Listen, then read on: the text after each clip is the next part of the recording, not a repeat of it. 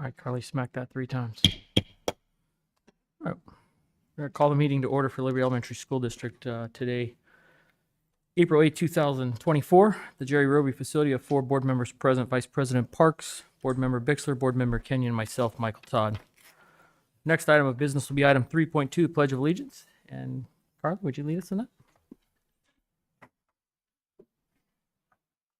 I pledge allegiance to the flag of the United States of America and to the republic for which it stands, one nation under God, indivisible, with liberty and justice.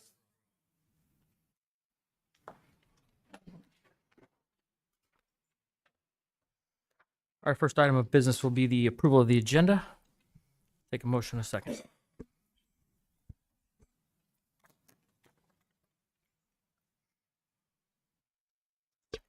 Mr. President, I make a motion to approve the regular agenda consistent with Board Policy BEDB, temporarily suspend governing board policy with which this agenda may be inconsistent.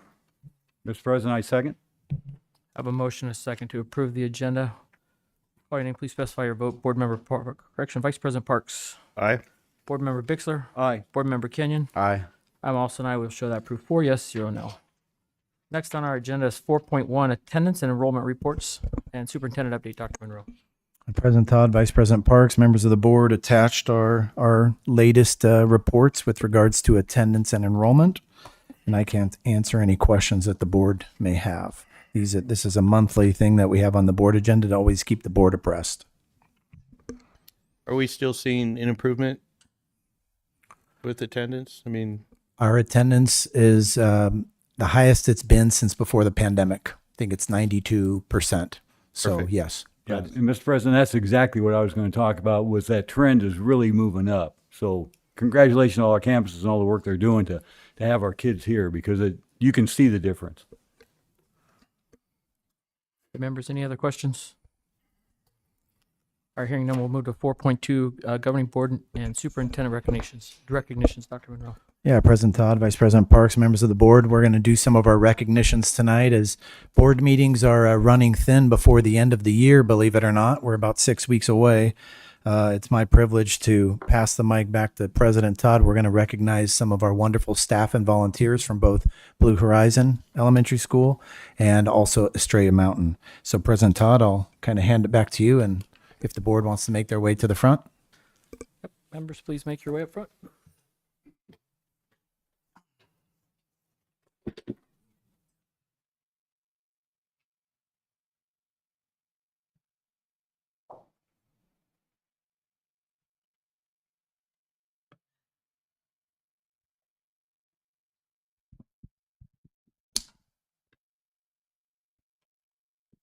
Thank you and welcome for those of you who are not normally here. Each board meeting, we recognize staff members or students, and this particular board meeting is going to be some staff members. We're doing a little catch-up, so we have both Estrella Mountain and Blue Horizons. So we'll start off with Blue Horizons, and just to tell you a little bit about these members. They're chosen by their campus. We look at a teacher, we look at a staff member, district support, a parent, and a volunteer. Our district is successful not only because of the students, but because of our staff and our volunteers. We could not do what we do without each and every person that takes part in this district. There's just not enough good things that can be said about those who show up to help. We know sometimes parents can't show up during the day, but showing up and helping your student at night with homework is just as important as being at school in the day. Encouraging them to get up and go to school in the morning. We all know there's days where none of us feel like going, but it's important, and the Liberty District really has a lot of great pride. So I just, on behalf of the board and superintendent and Carly, who's running this meeting tonight, we'll talk about her here in a little bit as well. Just thank you. Thank you for all that you do, and the list, each month we call these out, and I recognize these names, I hear about things, and it's truly amazing what they do. So without any more, thank you. Without any more attention to that, we'll just start calling out the names. And what we'll do is we'll get you up here, we'll applaud for you, and then we'll take a big group photo. So from Blue Horizons, representing the team, Caitlin Bruin.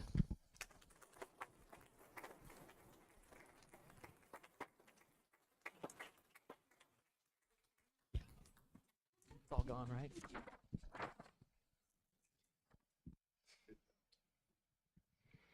Our on-site staff representative, Arlene Trujillo.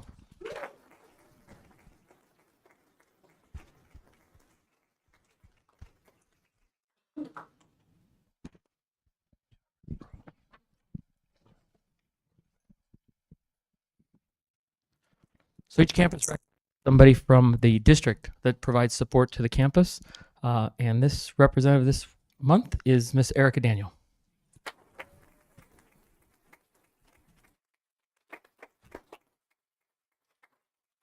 Congratulations.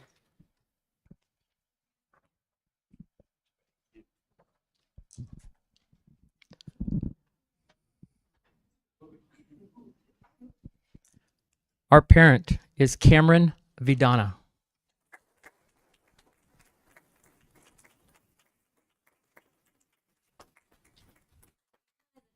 Okay, perfect. All right. Great. Congratulations.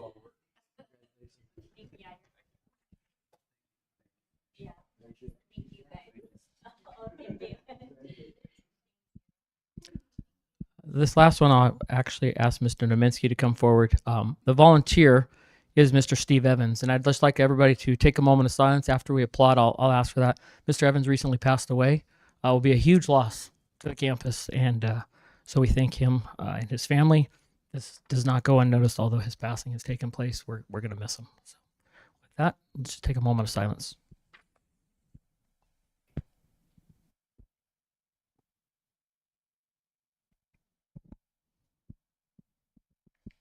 And now we can make up for the moment of silence by a big applause for Mr. Evans.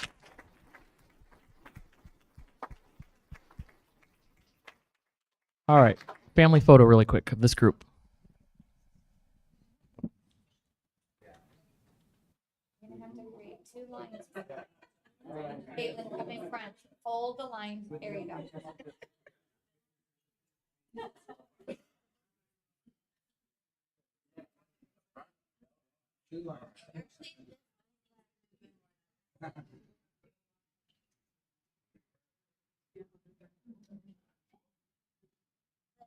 And smile. One more. There you go.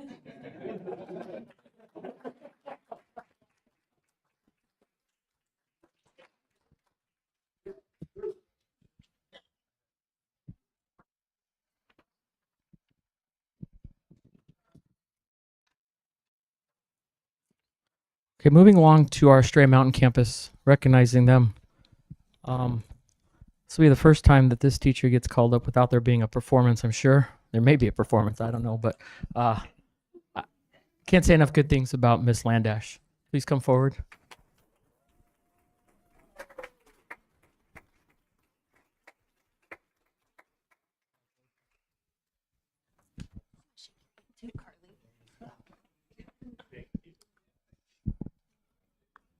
She doesn't really know how to stand in front of people without a microphone and a, spot.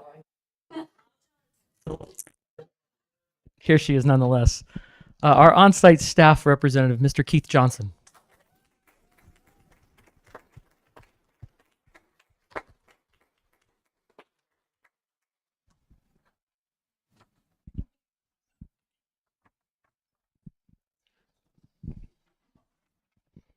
Our district support staff, Miss Karina Matsura.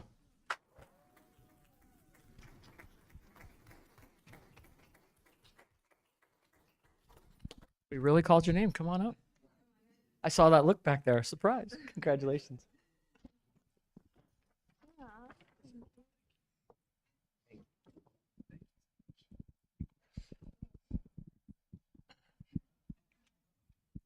Our parent representatives, although not able to be here tonight because they're off doing some parenting, Aman and Katie Heyer.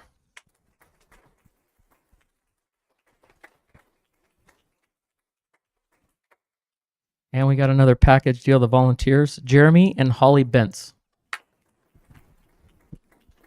Apparently they're not able to make it tonight either. Once again, these folks that we brought forward to you are just incredible for our district.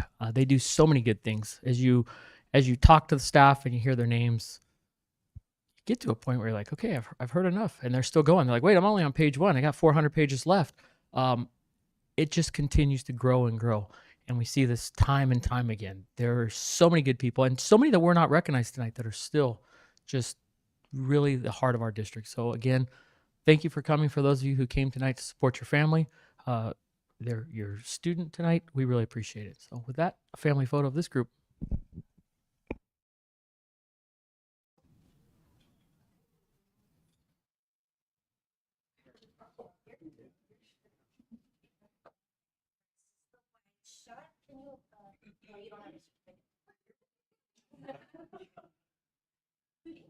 Three, two, one, cheese. And now, are you ready for your close up? 3, 2, 1, cheese. Thank you.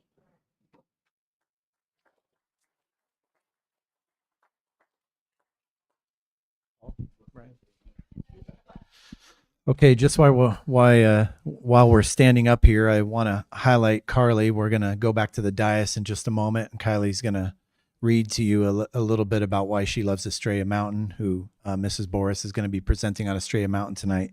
But it is such a privilege to be with such honorable, such wonderful student leaders in these board meetings. I bet the board members can agree with me. It's really, truly inspirational. And I want to read to you a little bit about Carly that was provided to me by her school and by her teachers. Okay. I actually got to meet Carly a little bit at the Science Olympiad in Queen Creek when they were competing, which is part of an organization that she's part of at Estrella Mountain. Carly's an 8th grader at Estrella Mountain. She's actually going to Foothills next year. And she was telling me, 6 weeks of school left of being an 8th grader. She'll be a freshman. She came to Estrella Mountain in 6th grade, and she has been a shining light. She's involved in the Science Olympiad, the National Junior Honor Society, Student Council, and she supports our sports teams in various roles that include scorekeeping and basically being a cheerleading fan. Most recently, Carly led our new National Junior Honor Society induction ceremony. She led it with poise and confidence. She has supported several school activities, and she's always willing to lend a helping hand. Carly is a natural-born leader who leads by example and not only strives for excellence, but supports her peers to be their best. Carly is conscientious, self-motivated. She's a student that will continue to shine as she enters her high school years. And again, this was written by Estrella Mountain. So I'll read this quote. I know that I speak for all of Estrella Mountain when I say her smile and her kind heart will be missed on our campus, but we're excited to see where her next 4 years will take her. So how about a round of applause for Carly?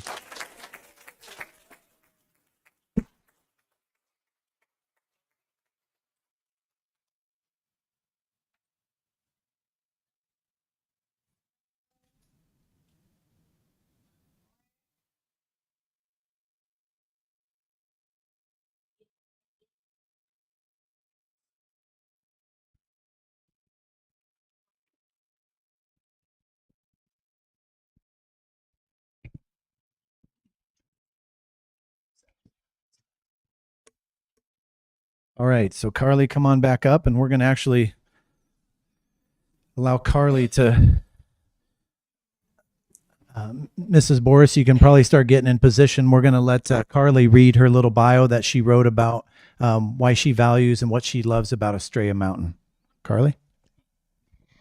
Hi there, my name is Carly Wright, and I'm an 8th grader at Estrella Mountain Elementary, and I love my school for so many reasons. One of my favorite things about my school is the teachers. They're all so kind, supportive, and encouraging. I don't think I would have near as many opportunities as I do now if it weren't for my amazing teachers. Another great part about our school is we have an IB program, aka International Baccalaureate. This program gives 8th graders a great opportunity to plan and execute a community project. These community projects give students an opportunity to see how their actions can benefit their community and how they can continue towards a brighter future. While I love everyone and everything at EMES, if I had to pick a favorite thing, it would be our Science Olympiad team. Our school has had the pleasure of being the only team in our district, and our team works extremely hard. We recently went to state and got 5th place out of every team in Arizona. From the students to our teachers, our school is amazing and like a second home to me.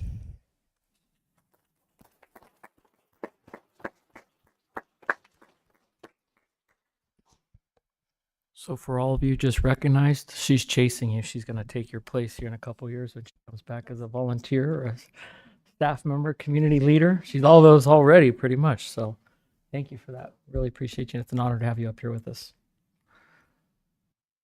Okay, now pay attention to this because you get to ask the principal as hard questions as you want. Okay, this is your one chance. So she's in the hot seat. We heated it up. It's really good. Okay. All right. So with that, we're going to move on to 4.3, which is our update presentation from Ms. Lindsay Boris about the Estrella Mountain Elementary School campus. I have to have my partner in crime today. Good evening, President Todd, members of the board, and Dr. Monroe. I'm excited to share about EMES with each of you this evening. I do want to give a disclaimer. I'm getting over a really bad cold, so if I have a coughing spell, you just have to kind of bear with me. Mrs. Johnson, our reading interventionist, is joining me this evening. Mr. Dickey would have loved to be here, but he is actually with our 7th graders up at Camp Tontozona. So he's enjoying sleeping under the stars in a tent and a sleeping bag. So wish him luck. He's there for 2 nights. So he is there. And then I just want to point out our quote for this year, which was, or our theme was progress over perfection. And the reason I chose that is because we have a growth mindset at Estrella Mountain. And so we're never going to be perfect. We're always going to continue to grow and meet students where they're at. All kids can learn, so we're just going to keep working and meeting them where they're at. Our signature program, we actually have 2 on our campus. They're both under the umbrella of IB. We have the PYP, which is kinder through 5th grade, and then MYP, which is 6th through 8th grade. I did put up here for you guys to look at kind of what the primary years program is about, and then how in 5th grade we do our PYP exhibition. Well, it's a culminating activity for all of the things that they've learned over the last 6 years. So we are about knee deep in that right now. We have mentors coming on campus and mentors within our campus that are helping our kids get through that. They have to take a stance on something that they believe in and they are passionate about. So I'm excited for that. We are in the middle of our preliminary review, which is due on April 15th. And then we'll do our self-study and then an evaluation visit in October. So I will be keeping you guys apprised on how that is going. We have the experts, Miss Sheasley and Miss Hegedus, that are helping us through all of that because they've been through it before and they both know PYP and MYP very well. So they've been helping us refine our units as a campus on some extra Fridays that we have. So we're making really good progress with that. We do have our IB night coming up on May 1st at 5 o'clock that we would love for you guys to join us. I know, Miss Bixler, you like to come for those community projects, so you'll be able to see those.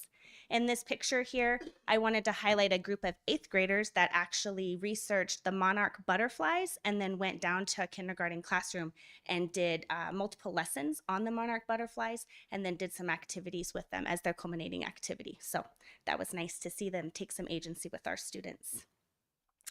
In July, our school leadership team meets and they collaborate on school-wide goals. And so we take into consideration cohorts of students, tier 1 instruction, strengths that we have in systems, and there are people on campus when we create those goals. So I'm going to hand it over to Miss Johnson, who's going to talk about our K-3 literacy goal, and then we'll go through some of our other ones. Good evening, President Todd, members of the board, and Dr. Monroe. I'm very excited to talk to you about all the wonderful things that are happening in K-3 at Estrella. In fact, it's my passion. So I'm very excited to talk to you about how amazing things are going.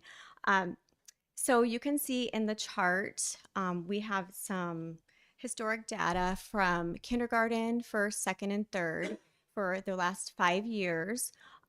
And you can see one of the things that might stand out to you, we're going to just focus on kindergarten first, is that you can see the last 5 years, our kindergartners were coming in with much more knowledge and more ready to learn foundation skills. But as you can see, in the last couple of years, that has gone down. They're coming in a little bit more with more needs, but that doesn't mean that at Estrella we lower the bar. In fact, you can see our data shows by the end of last year, we started the lowest that we have been in many, many years, but we ended the highest that we had been historically. So you can see that we have very strong tier 1 in kindergarten, and those teachers are teaching foundational skills, and when their students are not getting something, that is when our interventions are happening, and our tier 2 support is every single day. So you can see that that kindergarten trajectory is going the right way. As far as this year, our beginning of the year Acadians was at, the students came in at 40% at or above benchmark in Acadians. We had a nice jump in the middle of the year with 71%. So they had a great growth there. And we're very focused on growth at Estrella. We're always looking at growth, our kids growing. And then our end goal, I know this might be staggering to you, but we have a 100% goal. Our goal is 100% all kindergarten students would be at or above benchmark in Acadians. And so you might be thinking, how are we going to make that happen? So we have strategically grouped through tier 2 our students, and we're always looking at their data from Acadians and Illuminate and their whole words read. And we really want to make sure those groups are very strategically done. So all students are getting that tier 2 support.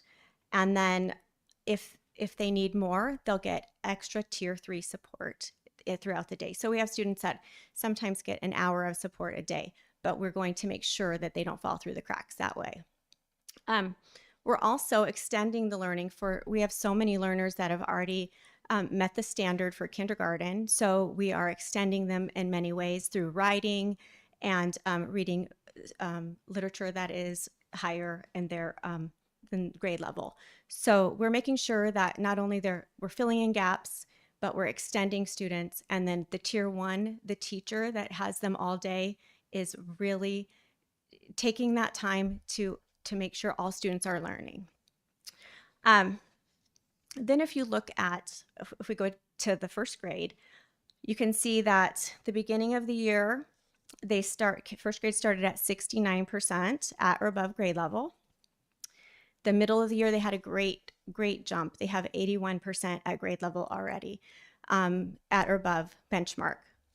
And they also have a 100% at or above benchmark goal for the end of the year. So we have done a lot of work to try to get this to happen. We know what research says about how important first grade, it's so important for first graders to leave with those foundational skills. So what we've done was we again have targeted students into our tier 2 groups, making sure that those groups are exactly what they need.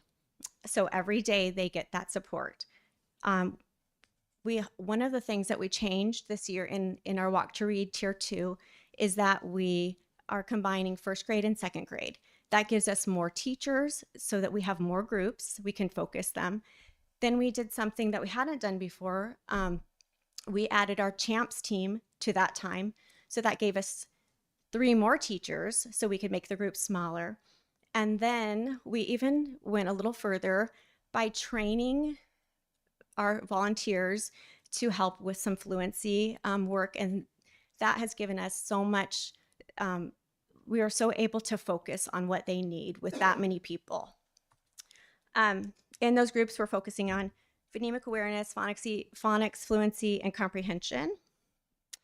One of the things that we did that has made a lot of, it's just been impactful, is that about 3 years ago, we added our K3 resource teacher to our intervention team. That has been, I think, one of the best things we ever did, because not only did we add a very experienced person, she's also an interventionist. So we have a small school. I'm the only interventionist. So adding that resource teacher and making her the interventionist, she's seeing her kids, we're all seeing her kids, all of the kids are ours. So we're seeing so many gains with our resource students and all students by doing this.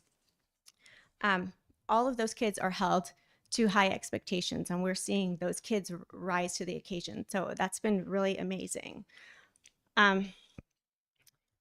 We do have fluency labs with our Walk to Read, and I think some of you have come to see those. One of the things that's important, I think, is that we talked a little bit about volunteers. is that we want to make sure that our volunteers are trained, first of all, and that also they're working with students who are at grade level.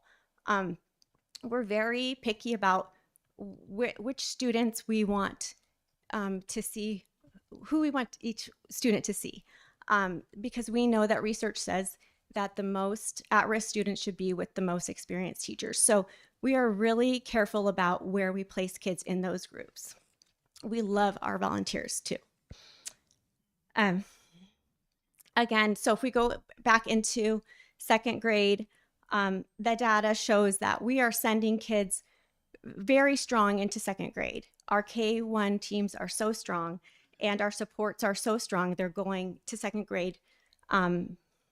At the beginning of the year, we had 84% reading at benchmark. The middle of the year, we had 80% at benchmark. And then our end goal is 85%. So it's a challenge, really, to keep kids growing and to not let kids slip. So that's really been our challenge for second grade. But we have, again, made some adjustments so that we can make sure that we hit all of those kids and we don't let anybody slip through cracks. A lot of those kids that we feel like are right on the line there, we are making sure they have another hit of Tier 3 intervention. They have fluency folders that they work on in their classroom. They have SAN timers where they're timing themselves. And then they're also very aware of what their goals are and how to reach them, what they need to know to make their goals and what they can do on their own to reach those goals. So we want to make sure kids know that they're part of this equation. We aren't just teaching and teaching. They have to be ready to work. So that's what they're doing. And then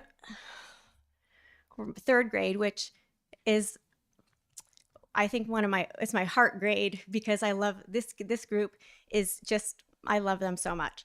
But they're a unique group of students because not only did they begin their journey in school during COVID, but we also have a very high population of both gifted and resource students in this group. So you can see it's very challenging to support these, make sure that kids are having the extension that they need, plus they need to have those gaps filled because we know that what research says about leaving third grade not a reader is basically you'll probably never read at grade level. So at Estrella, the teachers at Estrella have an urgency because we know this and we don't want them leaving us if they are not ready to go. So we're all working so hard to make sure that they're set up for success. Again, these students are in a walk to read group for half an hour a day at least. They're extended if they need to be into poetry, literature groups, or foundational skills, whatever they need. And then also the struggling readers, they'll get an hour a day of intervention. So in a nutshell, I think what I just want you to know is that we're moving in the right direction.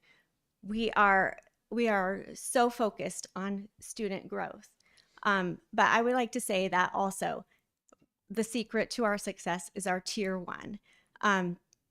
The teachers in the classroom, they're so important. They have those kids all day and they're doing such a great job of meeting their needs. And then if we cannot meet needs, that's when the interventions come in and the resource comes in. But we want teachers to know that they are the most important piece of the puzzle. And you can see by our growth and the way that we're moving kids, that team is really impactful. So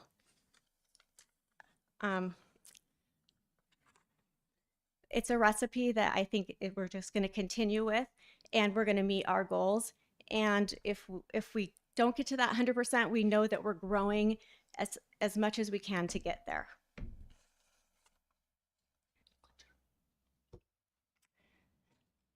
So we have learned that our K3 literacy and even in math, those foundational skills are starting to carry over. We're reaping the benefits of the hard work in K3 as we're getting up into our middle years grades. So it's been really nice to see. And even in math, you can see that we're on the trajectory to meet that 1.5 years growth.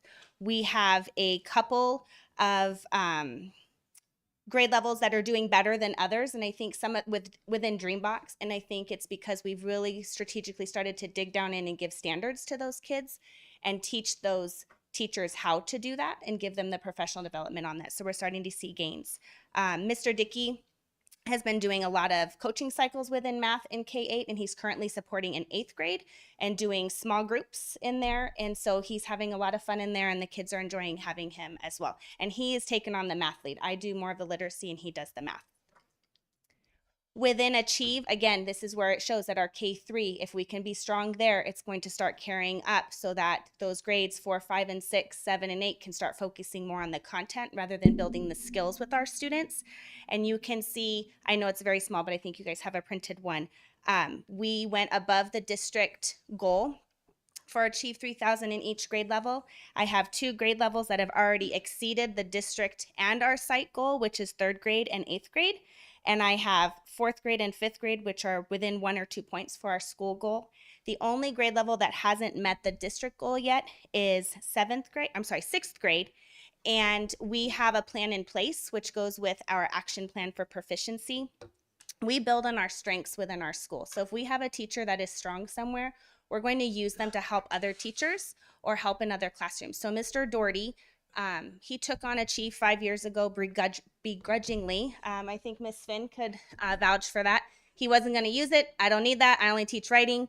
It was my first year, and I was like, he's very grumpy. I don't really know what we're supposed to do with him. Now he's one of my best friends. He is amazing. I think Minnie can go with that. I was in her office many times. Like, I don't know what to do with this guy. But by year 2, he's like, this works. I have kids coming to me that can't read, and now they can read. I was like, great. What are you doing? And so he's kind of been a champion for Achieve and our kids. And so he's going to start going in and doing some support with our 6th grade. It's just one group of kids, one classroom of kids. It's motivation. It comes down to motivation and getting them motivated.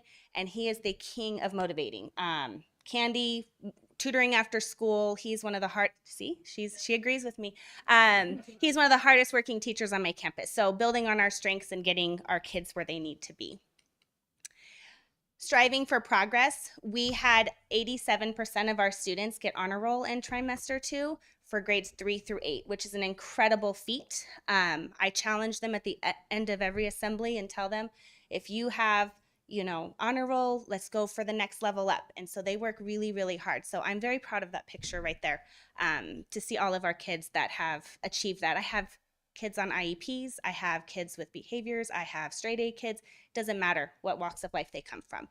They work hard, like you said. They come to work. This is not fun and games. We're working hard.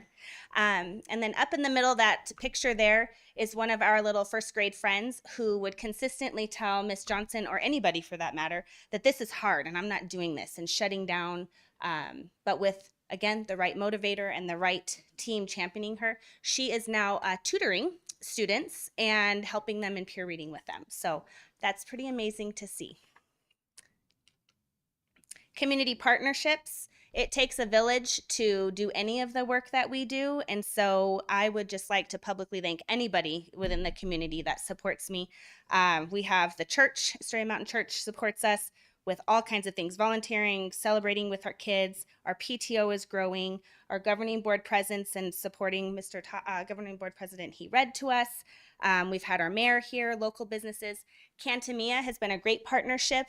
Miss Landash has really built that on. We do performances there. They come and do pen pal work with us. They come watch us. So it's really neat to see all of those things and giving our kids just an even richer experience at school. Within our next steps, we're just going to keep building stronger and getting our implementation of IB. That's been a really big focus for us, so we're going to continue with that. And I'm giving you our theme for next year, which is anchored in achievement. And that is just because we're firmly grounded in our belief that all students can succeed and will succeed. We're going to continue to meet them where they are at and give them what they need.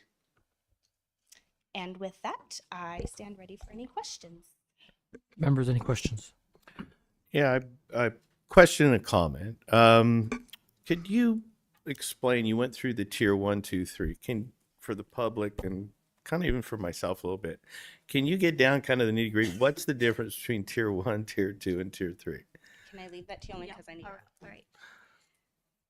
So tier 1 is basically the teacher teaching the curriculum to everybody. Everybody gets that. Whatever the standards are, they're teaching that. When students are not getting, they're not learning the standard, we put them into another group, a tier 2. So we either push in and we help support them, or we pull out and support them, but we're supporting in another tier. So think of it like as a triangle. You know, everybody gets this, all of this, and then it goes up. So if they're still not getting enough support in the tier 2, then the tier 3 is a smaller group, a more focused group. So we can really dive into changing the intervention to meet that student. It could be a smaller intervention, it could be a more focused intervention, it could be a longer period of time, but it gets more intense as you go up. So everybody gets the tier 1, and then we just pull out. So if I understand what you were saying earlier, that the staff or the teachers who I don't know what the word I'd use, but are more qualified to deal with the tier 3, you move them around accordingly so that they get the support they need. Well, what we all of our staff is very qualified. Yes, I was careful that's about what I that. mean. But when we are inviting these wonderful volunteers, we want to make sure that they're comfortable, first of all, dealing with students, and but second of all, we want to make sure that the students that are most at risk are with the teachers that are most experienced. That's the word I was looking for. Right? So thank you. So that's very important to us, and there's a lot of research behind Right. that as well. So we just make sure we're very careful about that.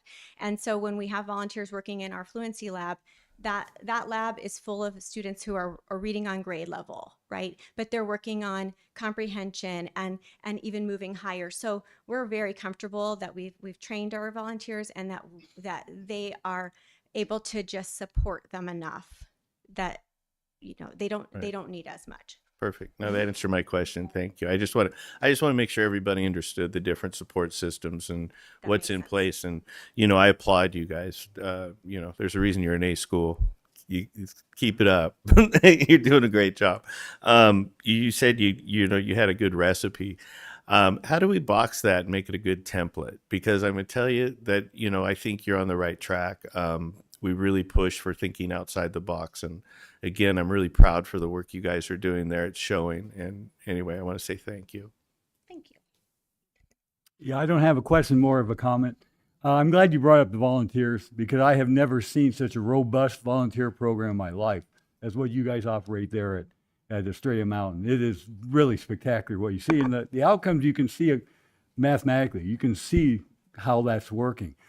But I think what needs to be mentioned is the intentionality that you guys are doing on that campus. Everything that you're doing has a reason, and it's based in quantitative data. You're using data to make these decisions, and you're intentionally doing things.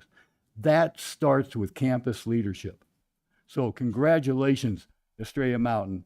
You're doing it the right way. Thank you.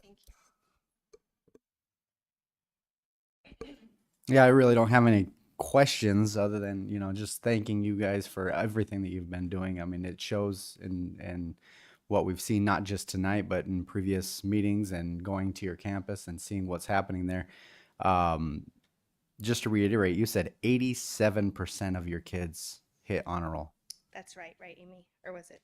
I'm like, Verify. I was like, did I get it wrong? Yeah. Right. But that's amazing. That is And amazing. they ask for that. So when we started the assemblies a while back, at first I was like, I don't even know if they really, I like it because I get to dance and give them certificates and do all the things, but I wasn't really sure they enjoyed it. But now after the trimester starts, if it's been like a week, they're asking, is our assembly today? Is it today? And I'm like, no, I haven't even done your certificates yet. So they value it just as much as we do, which is That's a good motivator. Yeah. And, you've taken a few pies in the face for other things. And I don't know if we want to put that I out took to the 9 kids. 2 weeks ago. It was great. Yeah. So, all right. Thank you for all your hard work. Thank you. Keep it up. I would echo my fellow board members' comments. Thank you for what you guys do there. Your numbers always come back really good, and it shows it's dedication. It's those folks we recognized tonight, but all the folks we didn't recognize tonight that are still right there. This room's probably not big enough to house all the people that make your village what it is down there, and you know they say it takes a lot. So with that, thank you for everything, and we appreciate it. Carly told me she had a couple really hard questions, like 50. You said, right? No. Got anything you want to ask her? Did she tell all good stuff? Okay, you got Carly's approval. We're good. Thank you, guys. Oh, may I just put a plug in for Willy Wonka? It's on Thursday and Friday. It's going to be great.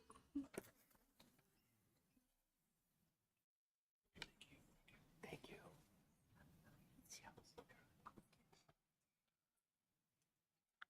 All right, members. Next up will be item 6, our consent agenda 6.1. Oh, sorry. Governing report. Got a little bit ahead. Hang on. 5.1 governing board update. My apologies. Vice President Parks.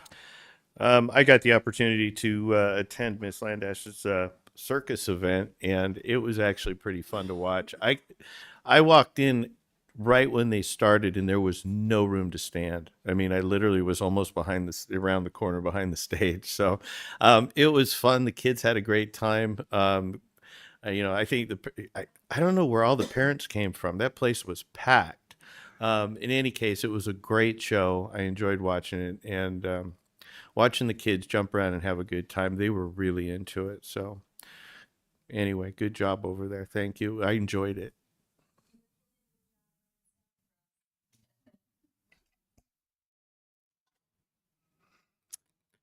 Mr. President, I had lots going on over the last couple of weeks. I started out with the Blue Horizons National Honor Society induction ceremony. Probably shouldn't admit this, but that's the first one I've ever been to. I've never qualified for it myself, so it was nice to actually sit down and be part of the audience and watch how it went. The solemnness of that ceremony was really, really overwhelming. It was really good. It was intended to be something of importance, and that's exactly the way it came out. It was very, very well done and meaningful. The thing that stuck with me most about it was the discussion that was had about how the National Junior Honor Society kids represent the school, that this honor comes with responsibility. You have to be a better citizen than most because you represent the school. And that was a great message for these kids to hear and to take home for them. Excuse me just a second. From going to the induction ceremony, the next thing on my schedule was the Freedom Elementary Carnival, which was incredible. Lots going on, lots of things for the kids to do. My very favorite thing was the axe throw, which was pretty amazing. I don't know if you've seen that. There were no real axes. It was all Velcro and so on. But just to have an axe throw as a part of the carnival was really pretty special, so that was good. And by far, taking just kind of an informal survey, by far the best item you could buy there was the carne asada burrito. So next time that Freedom has their carnival, I highly recommend the carne asada burrito. It was delicious. From there, went to the Liberty or Las Brisas Spring Studio performance. An incredible thing. All the colors. What really struck me the most about that was just the variety of genres that were covered within the dance program. There was modern dance, there was tap dancing, there was dance line dancing, there was gymnastics, there was all kinds of different genres and dances that were covered expertly, beautifully done, with all kinds of color and flash, and it was just a great thing to be a part of. So congratulations to that effort. From there, ended up at the Estrella Mountain 3rd, 4th grade musical program, as was mentioned earlier by Governor Parks. It was incredible. It was a circus motif, and the ringmaster was in charge, and it was just so well done. What I found spectacular was how they set the design of the setting for the presentation itself. They had taken these extended long plastic tablecloths in red and white. And from the audience side, it looked very much like you were inside the circus tent. It was just so well done. It was amazing. And then the performances were spectacular. It was great. I did enjoy Mr. Minsky's kids. They were front and center and were great to watch. So that was a lot of fun to see. From that, went to the PD planning meeting just to see how that would follow up, and it was really well done. What impressed me the most was the very strong effort made by everybody in the room to make sure that everybody next year would have meaningful professional development. Everybody. And they worked real hard to make sure those offers were there with a variety of choices. Lots of freedom in what you're going to do, all of it meaningful. But the work that they put in is spectacular. I think it's going to be a really good product when we finally get down to it. I also went to the Las Brisas Academy pep rally for the upcoming state testing. All kinds of contests going on. The kids were really into it. They did have a cheer contest to see which grade level had the best cheer. And for me, by far, the 8th graders did the best. It was spectacular. They did cheat a little bit. They did grab a popular song and use that. And because of the popularity of the song, all the other grade levels were up making hand signs and singing along and so on. So it was well done. It was a good choice by the 8th graders, but that was a spectacular thing to watch. From there, went to the ASU Science Olympiad. We had a team there that was competing, and I'm an ASU grad, and it was just fun to be back on the campus walking around. The competition themselves were very spread out. You couldn't really get to anything all at once, so you just kind of walked around to see what was going on. And it was really great to see the kids all working together and all that. Unfortunately, the teachers, when they get there, they work. They don't have the opportunity to sit and watch everything. They have to actually do a lot of stuff. So they were all out working while the kids were competing. And that was a good experience. And just to be back on the ASU campus was a lot of fun. I pretty much grew up in the Carl Hayden Library and doing my undergraduate, and had a chance to go in there to see some of the competitions. It doesn't look like a library in there anymore. It's amazing how that has changed over the years. The final thing that I had a chance to be a part of was the Blue Horizons March Madness effort that went on today. And a lot of people here, they cleaned up well, no pie in their hair, so that's a good thing. But that also was exciting, and it was the lower grade levels. But to see the enthusiasm they were entering the testing for the state, I foresee a lot of good things coming out from the state testing this year. So thank you for having me on your campus. I've enjoyed it.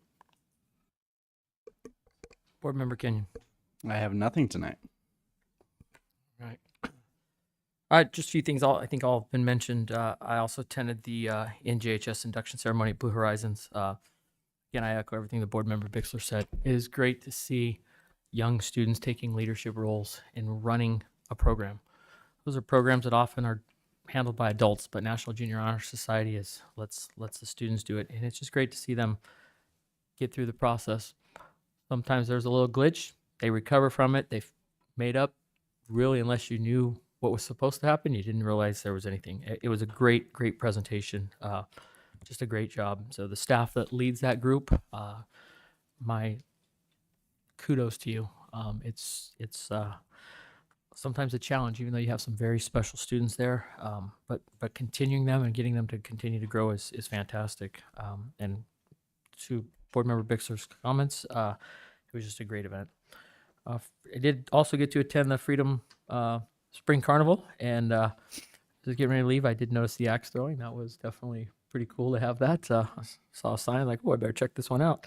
And the carne asada, absolutely. I heard Board Member Bixler telling somebody else about it, so I figured, well, I'll check it out. For anybody that knows me, I have some sort of a Mexican food dish about twice a day.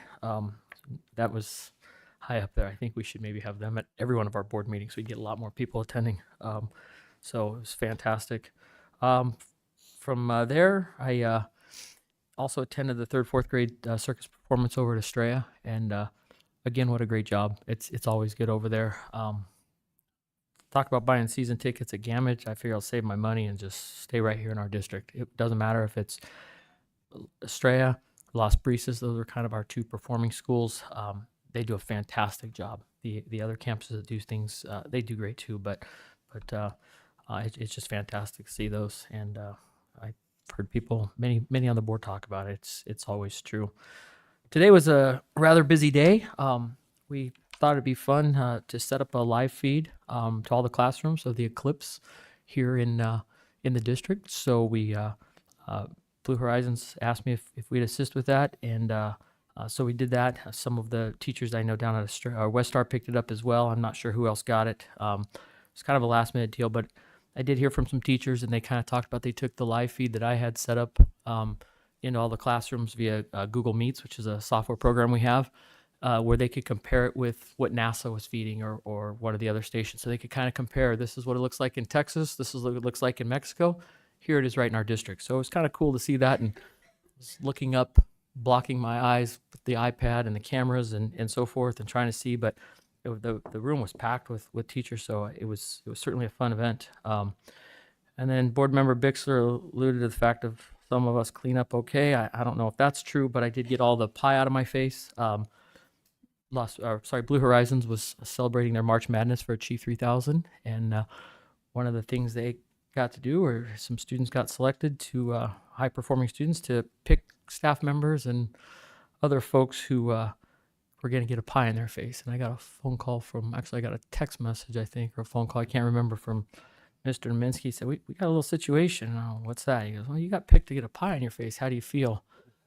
Well, I felt pretty good until that moment, but tell me more. No, it was a great event of celebrating, and I took the pie in my face today. I went over and talked to Luca afterwards, and I said, Luca, you're a third grader. How did you pick me? And he said, you're the board president. I was like, okay, got it.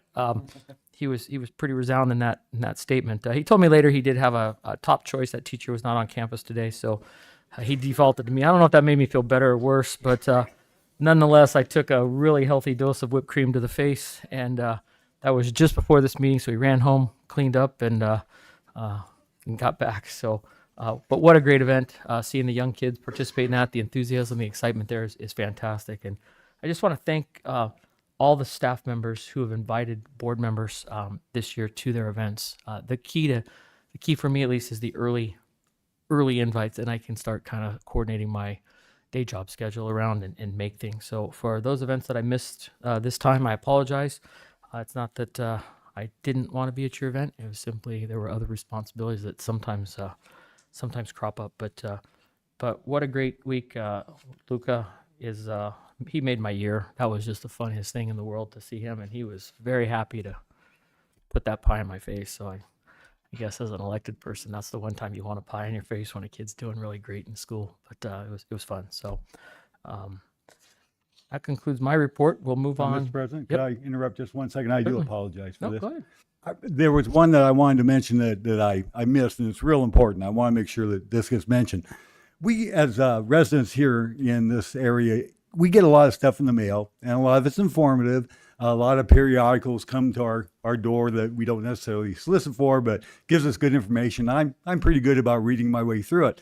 And lo and behold, I got a copy of the In Focus magazine in the mail last week, and as I was going through it, I discovered an article written on the CHAMPS program. And I'll be darned if it wasn't Monica Ladacci that wrote this article. It was so well written. It was so specific and exact as to how the CHAMPS program works and how it's supposed to improve our students' performance. It was just such a well-written article. I want to thank her for the hard work she's done, not only in the classrooms and on the campus there at Estrella Mountain, but how you impacted the residents of this area in that article that you wrote. Thank you for doing that. Thank you.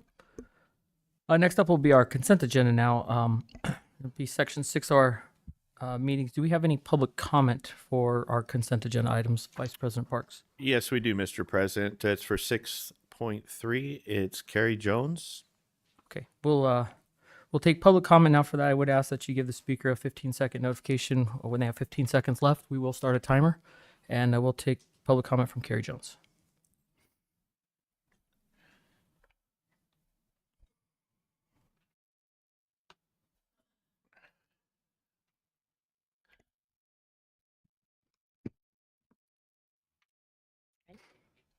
Good evening, Dr. Monroe and governing board members. My name is Carrie Jones. At our last board meeting, I announced my resignation from Liberty, and it is included in tonight's personnel action items. I would like to share more about my decision. I will note that any reference made to the board does not include my impressions of, interactions with, or actions of board member Paul. Ultimately, I believe that the Liberty School District is currently staffed with some wonderful people, being led by a board and superintendent that value image over integrity.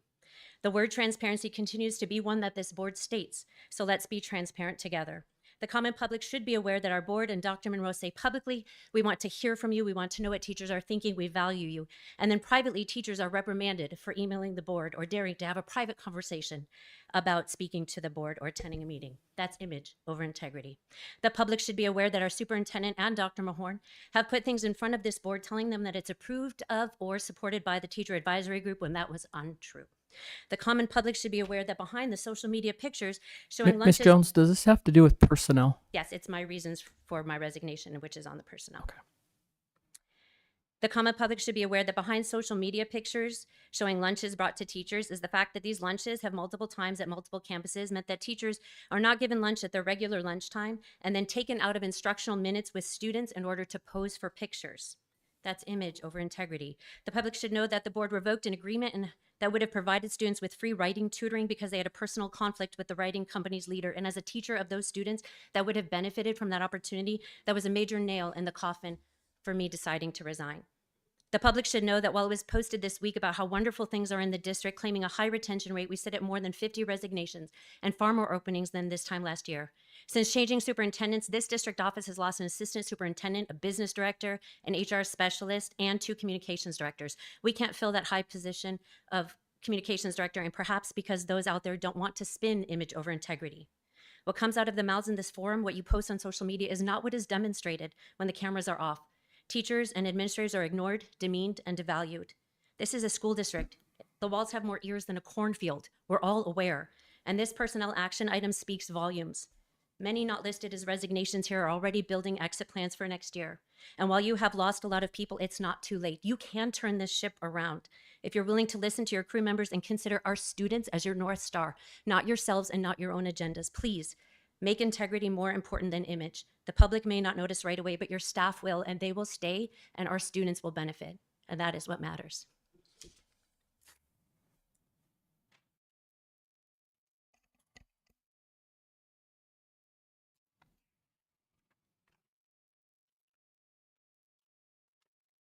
Members, I'll take a motion for the consent agenda unless there's something you want pulled.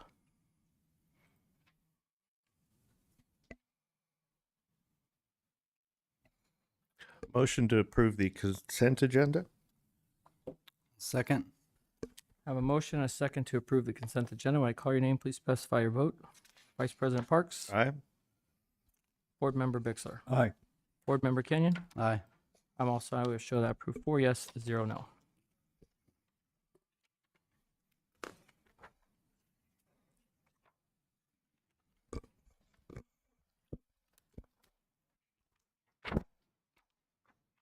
Next item of business will be 7.1, discussion consideration to approve the fiscal year 2025 maintenance and operation budget interest prioritization. Dr. Monroe. President Todd, Vice President Parks, and members of the board. Let me see if I can bring you up to speed on where we are with our budget prioritization with our interest. This was last discussed at the, I believe it was a month ago, March 11th, with the board extensively about some of the priorities that we would want to be able to budget for this future year.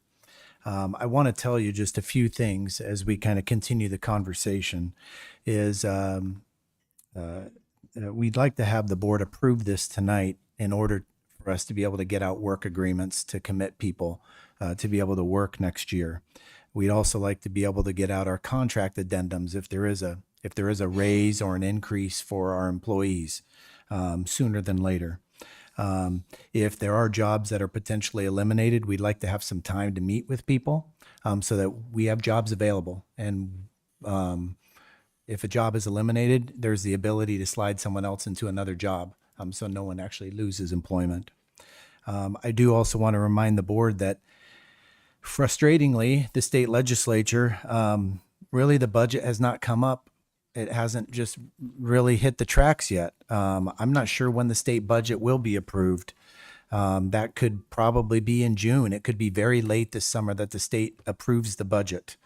We don't know things like the impact of the empowerment scholarship yet. We are still waiting on our 100-day count for our enrollment. There's a lot to do and still a lot to be determined. However, we feel very confident about what the budget priority committee has brought to the board. So if you look at the board, I want to highlight kind of where we left off, as Crystal and I have been able to watch the meeting and have some conversations and listen to kind of what the board members said. So, Crystal, you want to make that just one touch a little smaller, just a tad there. So number one to budget for would be an employee raise, and we talked about a few different amounts at the last board meeting.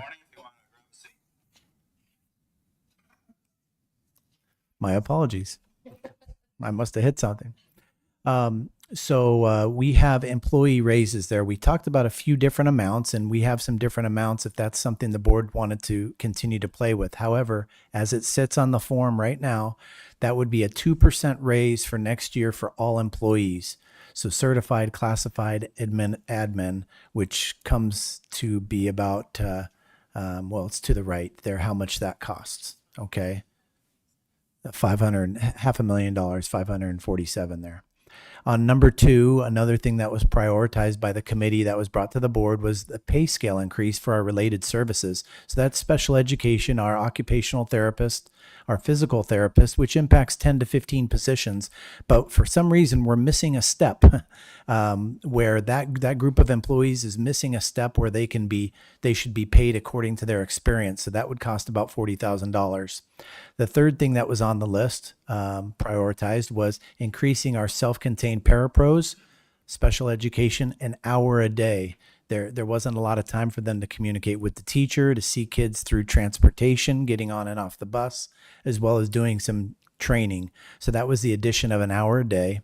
When we got to 4A, 4B, if the board recalls, we had a robust discussion about, we have behavior support specialists and we have permanent substitute teachers.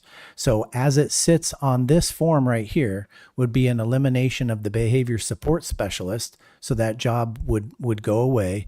However, we would, this amount, have 7 permanent guest teachers, and they could be assigned to the site or they can be overseen by the district office, where we could make sure we fill our vacancies and we have these people employed full time. And then on number 5, there was a request that was prioritized from Liberty, as they have the preschool, which has some extra requirements for attendance and such, to increase the secretary's hours 1 hour a day. And so when you add up all those totals, and you can see up near the top, Crystal, if you want to scroll down a little bit, Crystal and I did a little bit of additional work this last week or two to look at our efficiencies. And if you remember, we were in the hole a little bit in the red by about, I think it was 22 or 32,000, and we got that down to about $2,000, which is not anything that I have a lot of worries about, because we're still waiting on a lot of these things that I mentioned. We are still growing. We're up about 20 kids. We haven't done our 100-day count, so there's probably some growth money that is out there.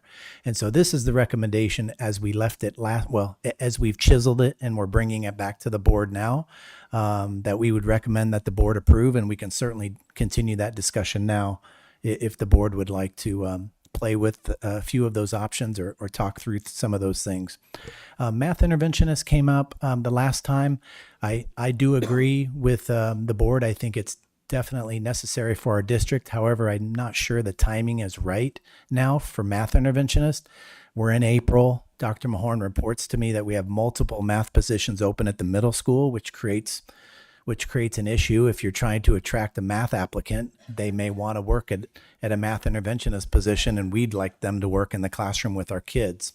And we don't have the job description quite done for that yet to also bring to the board. So it would be my recommendation that would be a top of a list for, say, next year, to bring a math intervention with our timing and all the variables that are happening right now. And we also had other things underneath that other green line that were brought up as well. Salary study, which the board will have a presentation on in the next board meeting, about trying to bring some of our employee groups back up to the market of what they should be earning. However, for now, what you see there, we could confidently recommend to the board to approve, and then we could move forward with committing these employees. Speech? Okay, thank you. So any conversation, if the board, I know we talked quite a bit the last time and we kind of hit just a stalemate.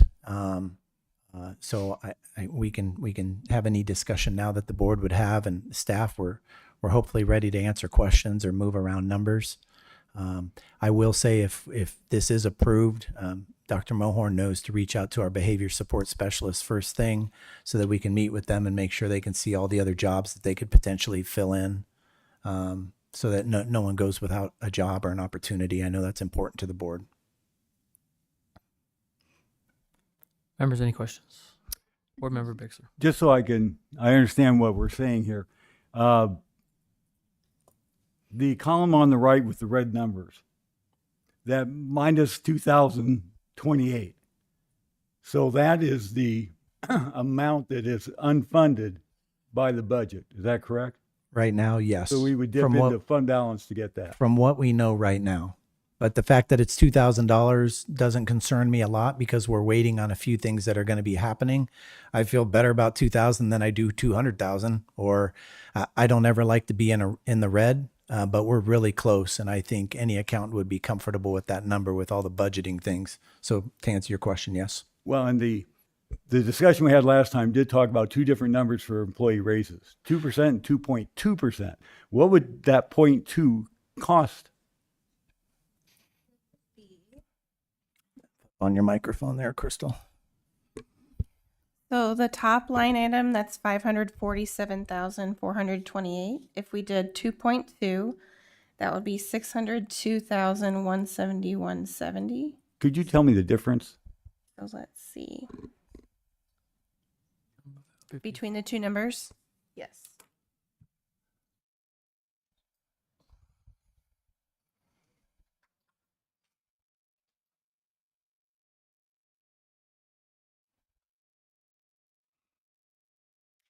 Just over 55,000. For me, that's worth it. We're already going to dip. I don't mind dipping 57,000.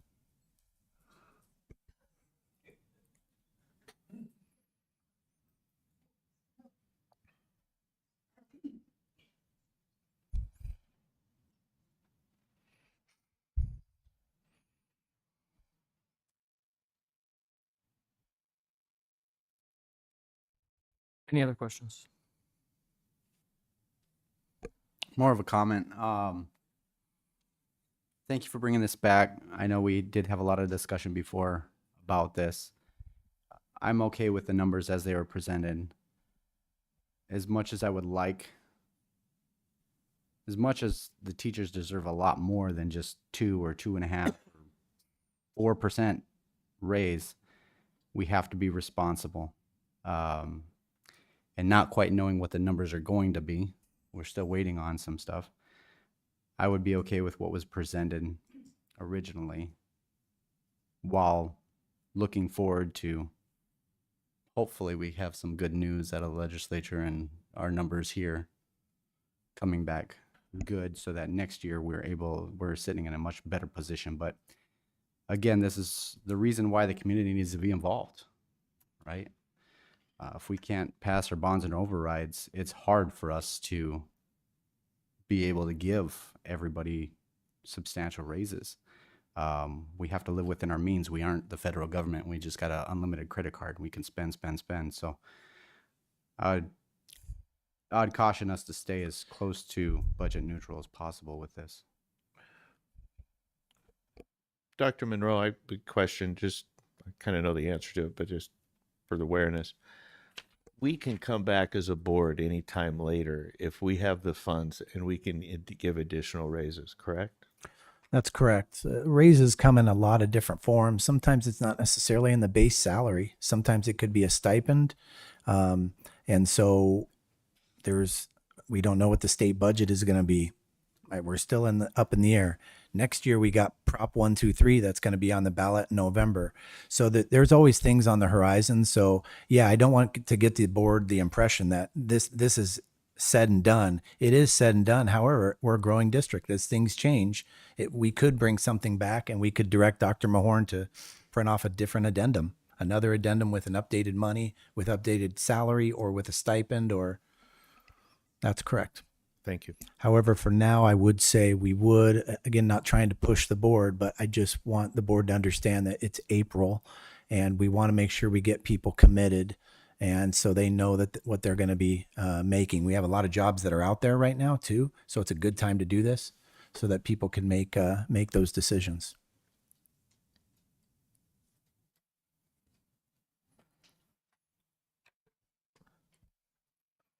Members, any other comments? All right, hearing none, I'll take the motion. Motion to pass the budget at a 2% teacher raise. So let me just clarify, Brian. When you say teacher, you just mean teacher, or do you mean Employee raises, sorry. the employee rates? Employee Okay. raises. Just want to 2% make sure employee that's. raise. I'll second that. Is that all we need for the motion?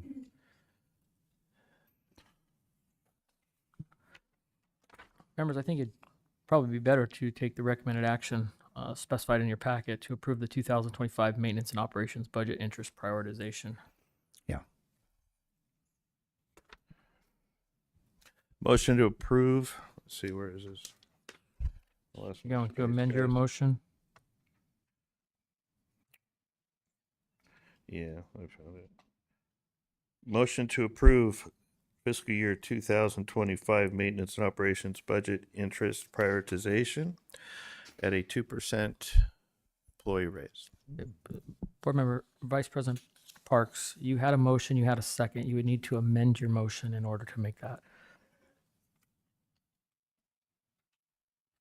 appropriate. We can't have two motions at once.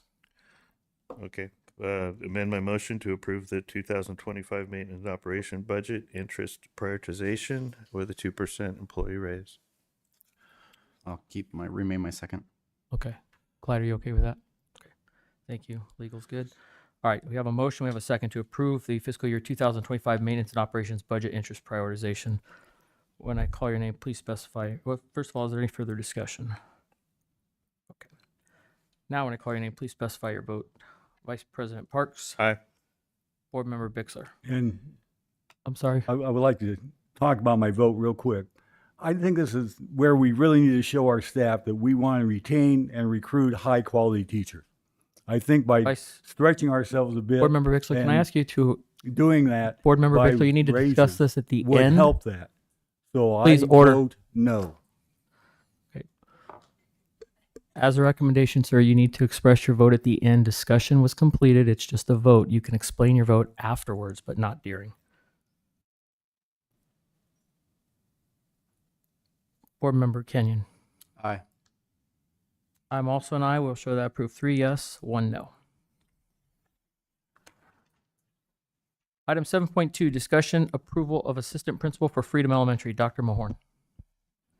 President Todd and Governing Board, administration is recommending the approval of Danielle Grandinetti as Assistant Principal of Freedom Elementary for the 2024-2025 school year. Ms. Grandinetti's contract will begin July 1st, and her salary will be $82,068.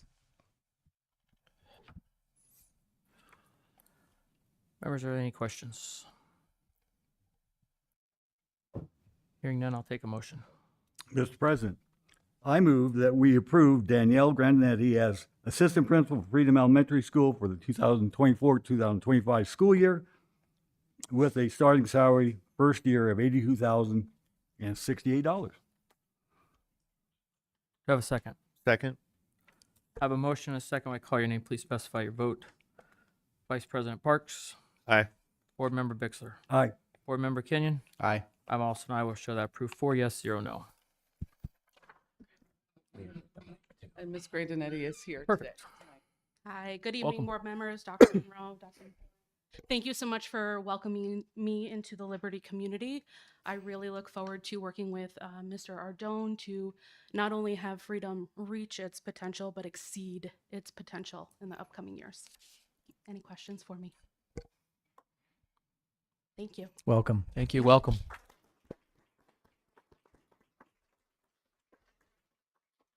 All right, item 7.3 is discussion approval of assistant principal for West Star Elementary, Dr. Mahorn. President Todd and Governing Board, administration has recommended the approval of John Toscano as assistant principal of West Star Elementary for the 2024-2025 school year. Mr. Toscano's contract will begin on July 1st, and his salary will be $94,892. Members, any questions or discussion? Take the motion. Motion to approve John Toscano for the assistant principal for West Star Elementary for school year 24 and 25. I have a second. Second. I have a motion, a second, to approve John Toscano for assistant principal for West Star Elementary, school year 2024-25. There's no discussion. We'll call for the vote. Vice President Parks. Aye. Board Member Bixler. Aye. Board Member Kenyon. Aye. I'm also an aye. We'll show that approved 4 yes, 0 no. Item 7.4, discussion review of student extracurricular activity fee for fiscal year 24-25. Dr. Mahorn.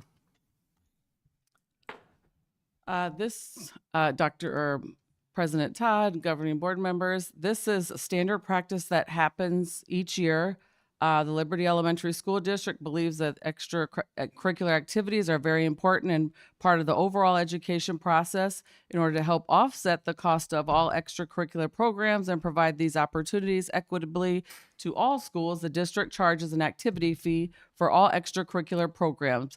The fees are all the same outside of the field trip range, being raised to $550 for some of the out-of-state trips that could happen. The extracurricular activity fees for the 2024-25 school year are proposed by administration as follows.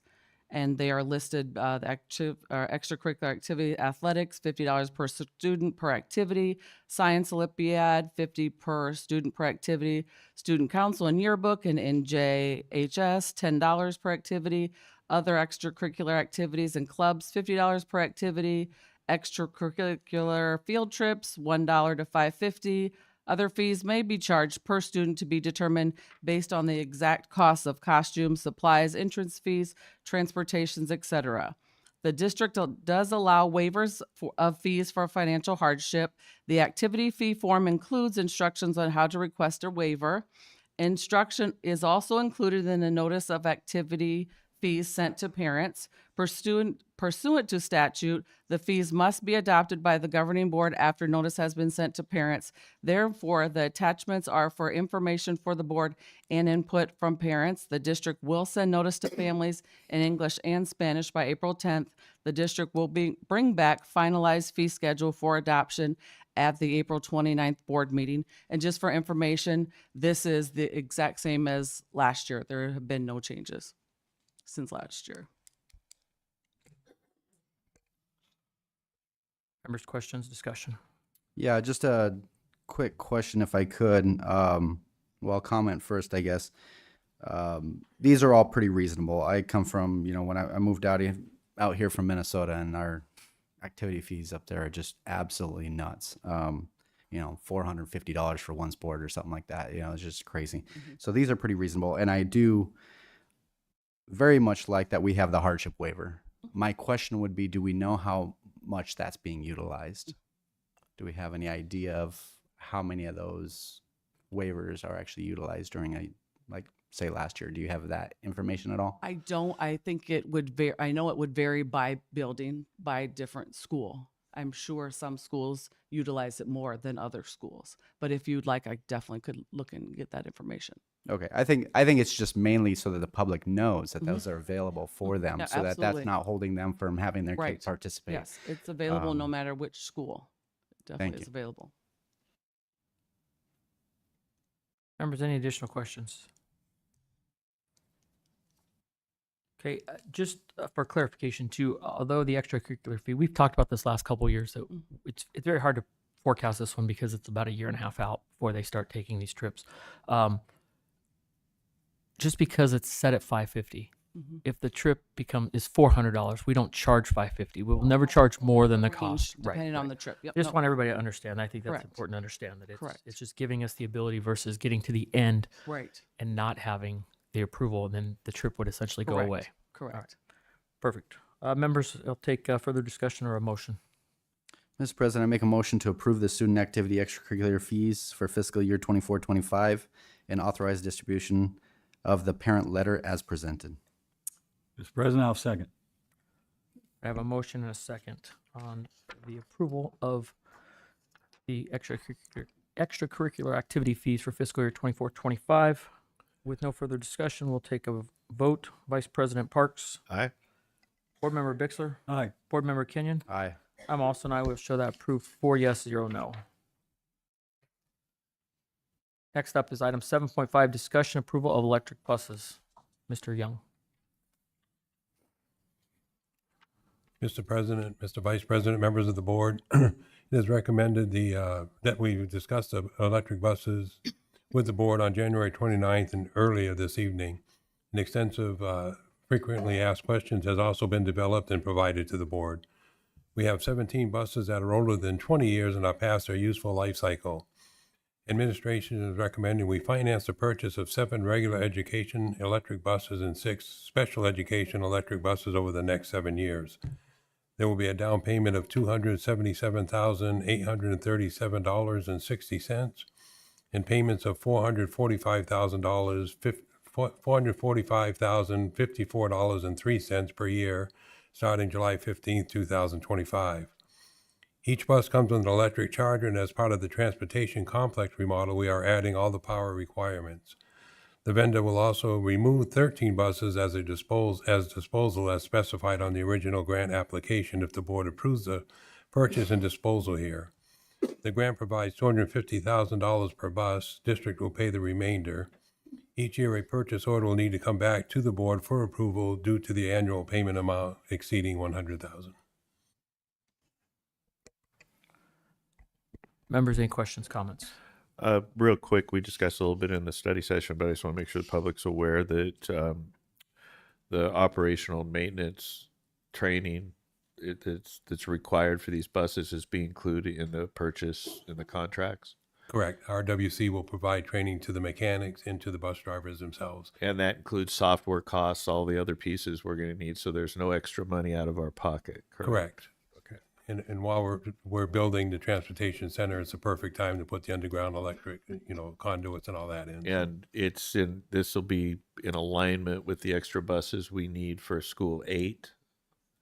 Correct. Okay. All right. Thank you. You're welcome.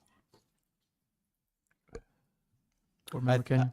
Thank you. I think that you mentioned something that was pretty critical to me, looking at this and considering whether we can afford all 13 approved buses. You stated that 17 of our buses are older than 20 years old, which is past their lifespan. Correct. So we're looking at purchasing buses anyways. And just for transparency, the cost to the district per bus is only, I think it's just a couple thousand more than a diesel bus to the district.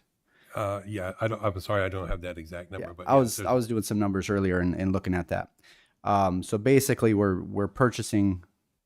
agreeing to purchase new buses that we already will have to purchase anyways because of our aged fleet.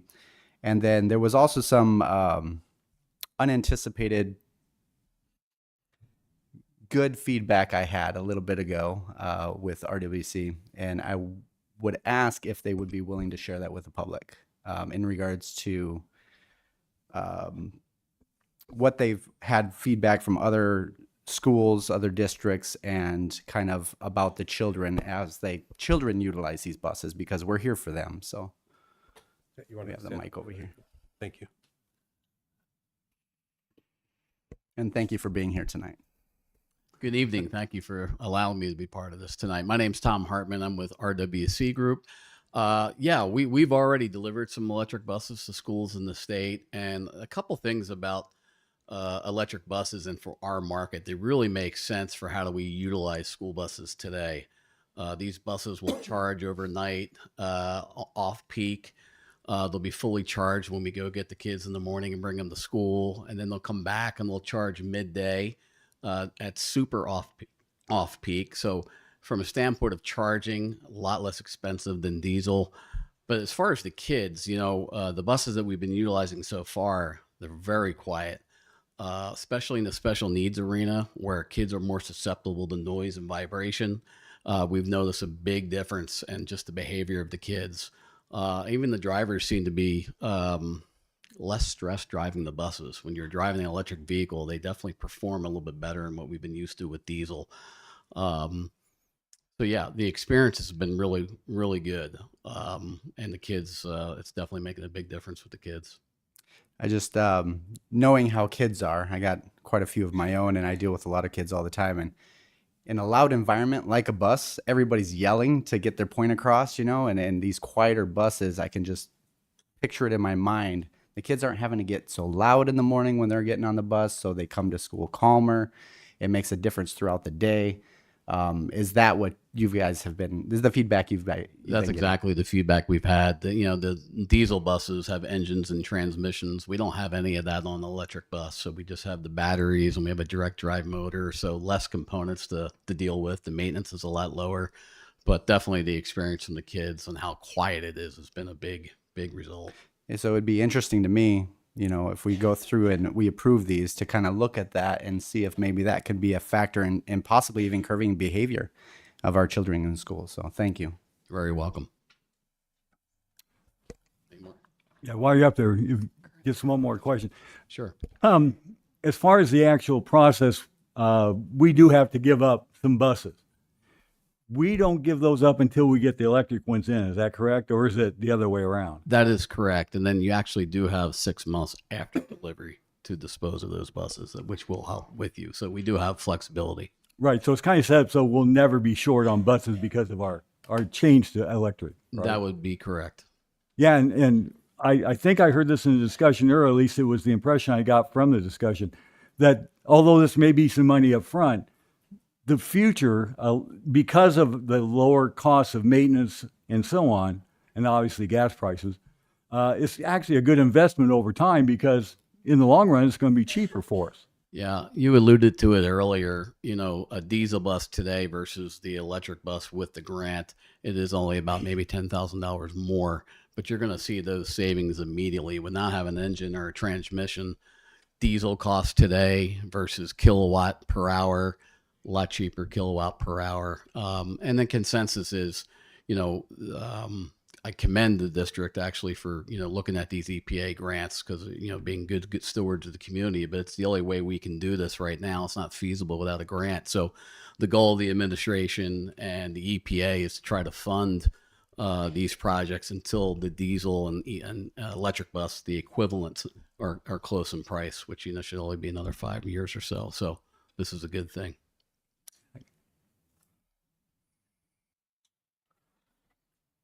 Members, any other questions, comments?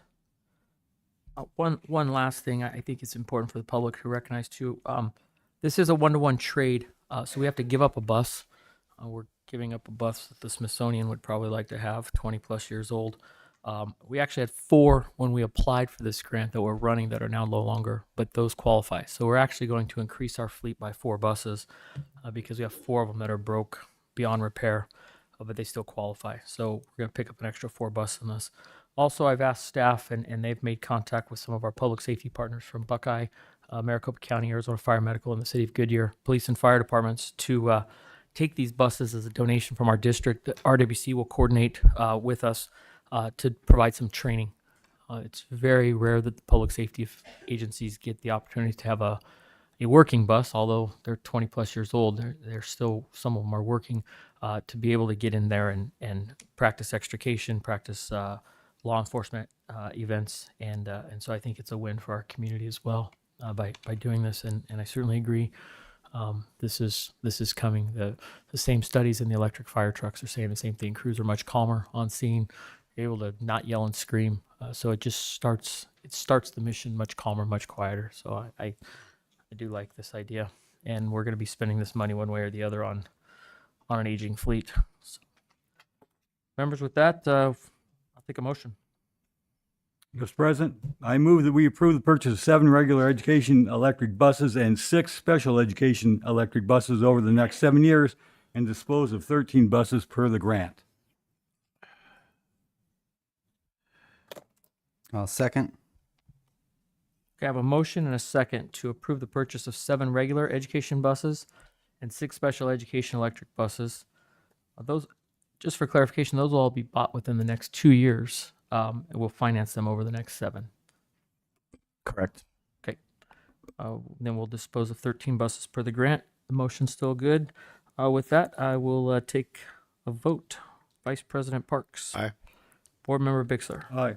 Board Member Kenyon. Aye. I'm also an aye. Will show that proof 4 yes, 0 no. Item 7.6, discussion approval of the Liberty Elementary School District Governing Board Goals 2024-25. Dr. Monroe. President Todd, Vice President Parks, members of the board, I just want to read this first paragraph that's up there. Administration recommends that the board approve the governing board goals for the 24-25, I guess it says fiscal or school year. On February 26th, we convened a work study session and we did some goal setting for the board, not to be confused with district goals, but governing board goals. The session followed up on the board's self-evaluation and goal-setting meetings that we held in December and also in November of last year. The primary objective was to formulate board goals that reflect the priority areas and focus of the school board. All board members and the superintendent were in attendance. I would just like to read a draft of these goals, and then if the board wants to revise, discuss, or edit these, but I'd like to recommend that the board approve these. But here's the draft of the 4 goals. Number 1, by December 24, adopt a formal strategic plan with an updated mission, vision, and value statements. By December 24, increase the culture of collaboration and respect on the board, measured by enhanced scores on questions 18, 21, and 25 of the board self-evaluation tool. Number 3, by May of 2025, increase ELA proficiency scores in grades K through 3 district-wide as demonstrated through Acadience assessments. And finally, by May 2025, increase math proficiency scores in grades 4 to 8 district-wide as demonstrated through trimester assessments and AASA. So this is what the draft of what we had discussed with the board. So I bring them to the board now for approval and for discussion. Members, any discussion or questions? I just want to make a comment again. I commend this board for getting together and coming up with this, having these meetings, and thank you, Dr. Monroe and administration for helping with this. I think it's imperative that the community know that as a board, we are very focused on these children that we service, the families that we service, the proficiency scores, making sure that those are increasing. And just as you stated in that point number 2, is the mutual respect we have. We may not always agree on the board, and I don't think we should always agree on the board. We're all like, we all have unique traits, unique ideas, but we should be able to disagree with respect. And so I'm very supportive of these 4 goals.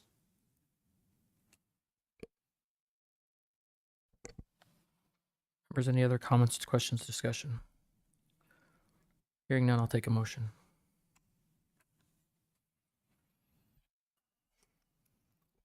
Mr. President, I make a motion to approve the Liberty Elementary School District Governing Board goals for the 24-25 fiscal year.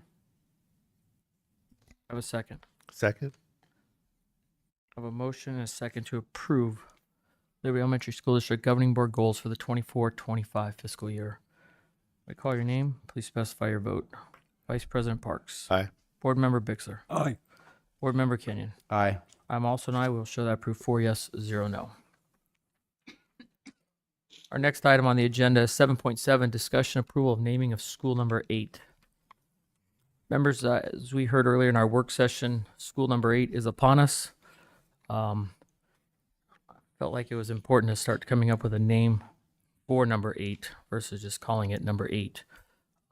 As we know, our district school that is currently number 8 is not in a planned community. So there's no real name that affiliates with that. Our district does have precedent set by naming certain buildings, such as this one, after prominent people in our community. This is the Jerry Rovey facility. Mr. Rovey served on this board for a number of years. Mr. Rovey is still around. Anytime we need him, we can call, and he's been an active member of the community. I am open for discussion, but I would like to throw out very early on that we name school number 8 the Loretta Zumbro Elementary School. And with that, Ms. Zumbro has been a teacher in our district for about 35 years. Is that right? 35? 30, 38. Who's counting? 38. It was 35 3 years ago, and my math is a little off. I won't be taking the state test, fortunately. What I will say about Ms. Zumbro is that she has served so many roles in this district. We talk a lot about teachers who have been previous students in this district who have come back, and our staff, and anybody in, well, not so recent years, I guess, but many years has had Ms. Zumbro touch them educationally to a manner that is really second to none. She's always somebody who's there to work, no matter what you need done. She's going to figure out how to do it, and I can't think of a more fitting name than the Loretta Zumbro Elementary School, or if she would like a different name of excellence, whatever you would like, we can come up with that. But I would just like to make sure we have Loretta Zumbro in the name somewhere. And so we can take other ideas. We'll take a vote here. We can do that here, but I'm open for further discussion. Mr. President, excellent choice on your part. I, to be honest, had not thought of Loretta, but now that you mentioned her name, that's a good choice. Initially, my thought was put it out to the district. Let's see what our community thinks the name ought to be.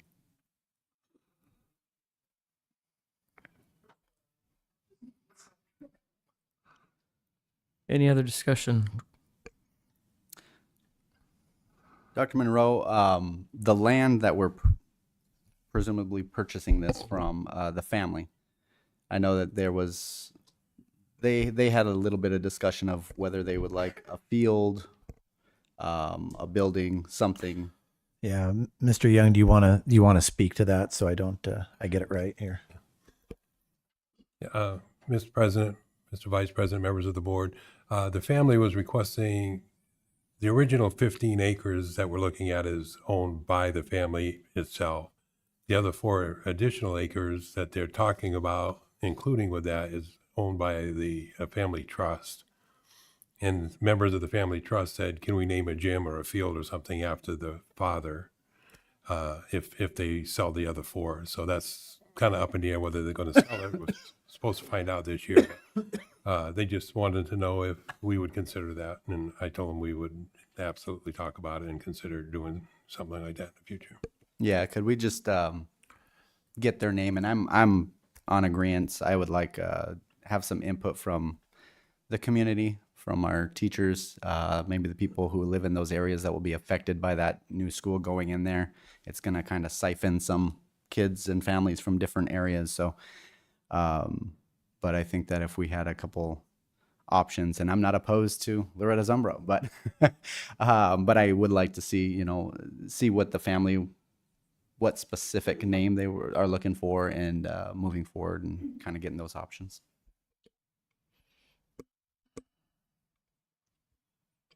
All right, members, we can take a motion. Like, Mr. President, I'll make a motion to approve the naming of School 8, Loretta Zumbro Elementary School. do I have a second? I'll second the motion. I call your name. Please specify your vote. Vice President Parks. Aye. Board Member Bixler. Interesting. Aye. Board Member Kenyon. Aye. I'm also an aye. We'll show that the school number 8 will be named the Loretta Zumbro Elementary School.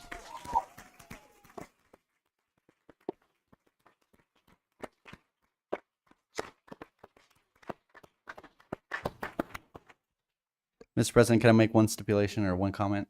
Sure. When it opens, we need you there for a picture, though. All right.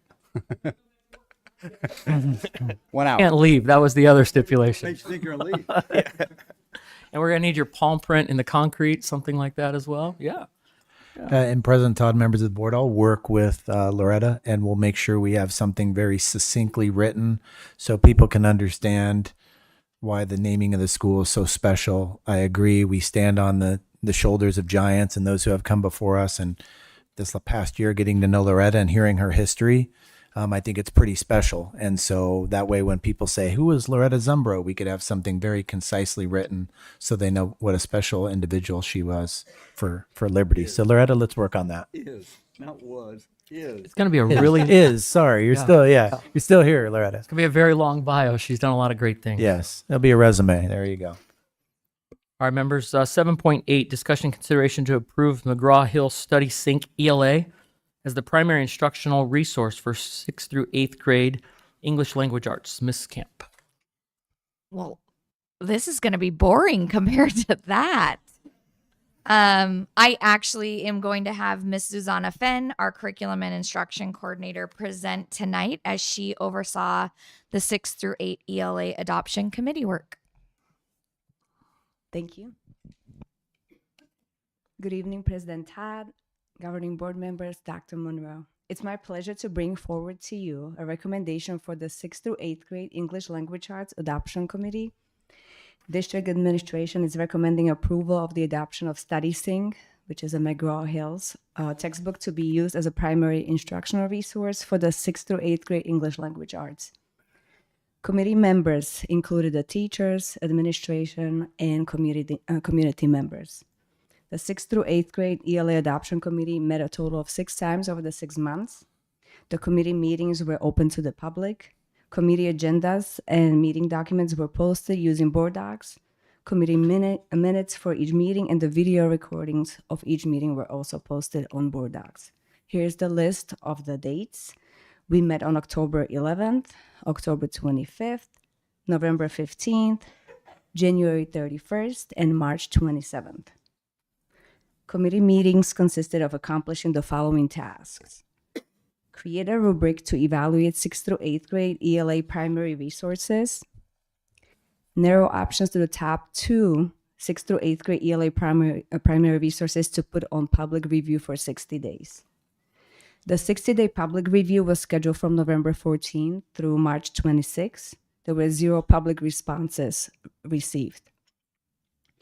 Provide training to committee teachers to pilot both resources in classroom instruction for at least 20 instructional days. Pilot 1 began on November 15th and concluded on January 30th. And then Pilot 2 began January 31st and concluded on March 27th. Evaluate the top 2 resources and select 1 resource to recommend to the superintendent for governing board approval of adoption. So please allow me to share some information about the selected 6th through 8th grade ELA resource. You also have a copy of the teacher edition and one of the student textbooks in front of you. Each one of you has either 6th, 7th, or 8th grade to look at. Study Sync is a complete ELA curriculum designed to meet the rigorous academic needs of today's classroom, both in print and electronically. Skill lessons ensure students build foundational language and comprehension skills, as well as reading, writing, and research skills.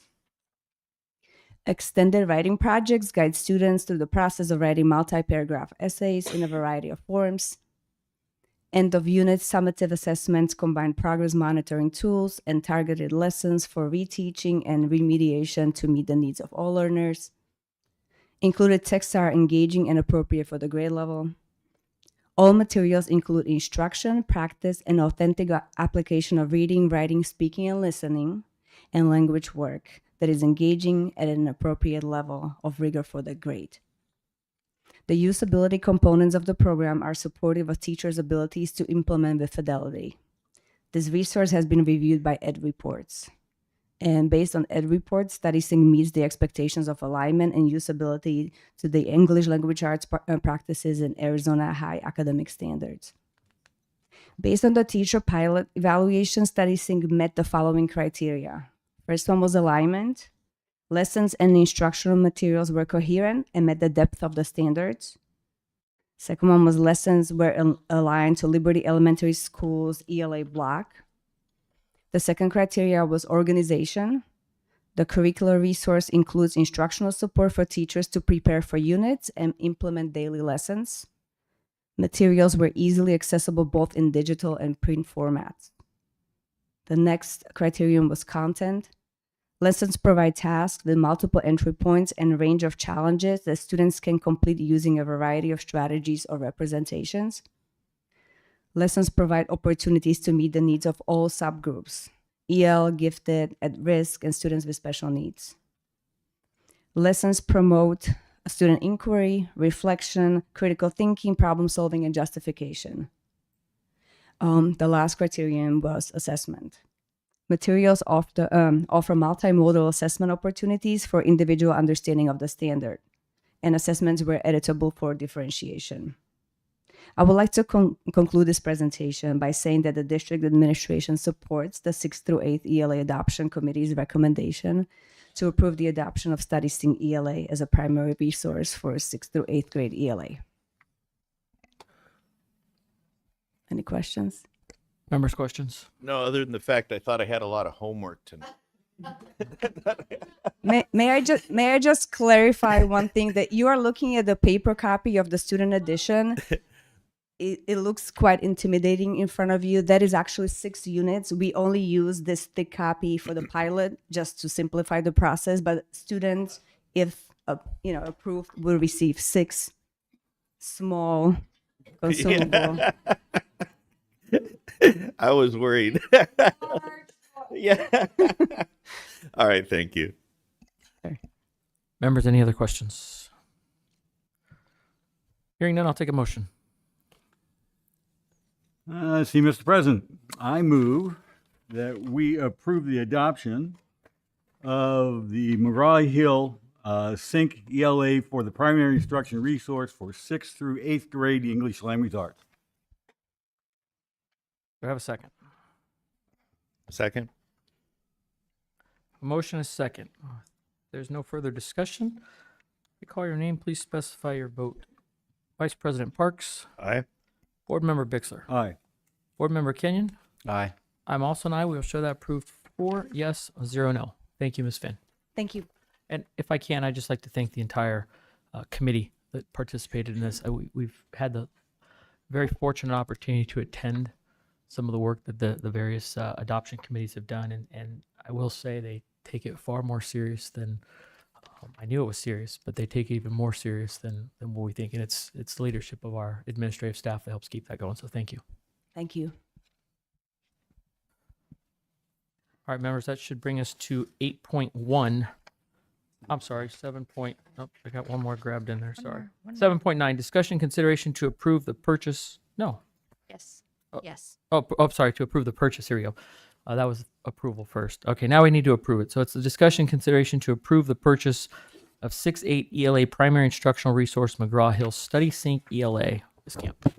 Thank you. This agenda item is being brought forward to the governing board as the cost exceeds $100,000. The district administration is recommending the approval to purchase the approved primary instructional resource that you just approved, McGraw-Hill Study Sync ELA for our 6th through 8th grade at all sites, and we will utilize ESSER 3 funds and unrestricted capital to make this purchase. All right, members, we approved the usage of this material. Now we need to approve the purchase. I'll take a motion. Mr. President, I move that we approve the purchase of the 6-8 ELA primary instructional resource McGraw-Hill Study Sync ELA. Do I have a second? A motion and a second to approve 6-8 ELA primary instructional resource McGraw-Hill Study Sync ELA. Without any further discussion, when I call your name, please specify your vote. Board Member Parks, Vice President Parks. Aye. Board Member Bixler. Aye. Board Member Kenyon. Aye. I'm also an aye. We'll show that approved 4 yeses, 0 nos. Now we'll move to 8.1. This is our public comment, general public comment for items that are not on the agenda specifically. Just as a reminder, I think we have one, correct? Yes, just one. It's actually a Liberty Elementary student, Amelie. And just for those who have not participated before, public comment gives you 3 minutes to speak. You'll have a timer. Vice President Parks will tell you when you have 15 seconds left. The board typically is not able to respond back to you, so we just want everybody to understand that. And you can start, and then the timer will begin. Good evening, Liberty Governing Board and Dr. Monroe. My name is Emily Van Ostel, and I am a 5th grader at Liberty Elementary School. I am standing in front of you to bring to your attention my small request. I understand it might not be granted until next year due to the short timing. My one ask is that the teachers 3rd through 8th grade can have a short day on the day of showmanship at Maricopa County Fair so they can go and watch their kids show their animals. I would like the teachers to have a half day and go watch us show our animals because we are an ag school and we worked very hard with our animals and want our teachers to come and see how hard we worked. Thank you for your time.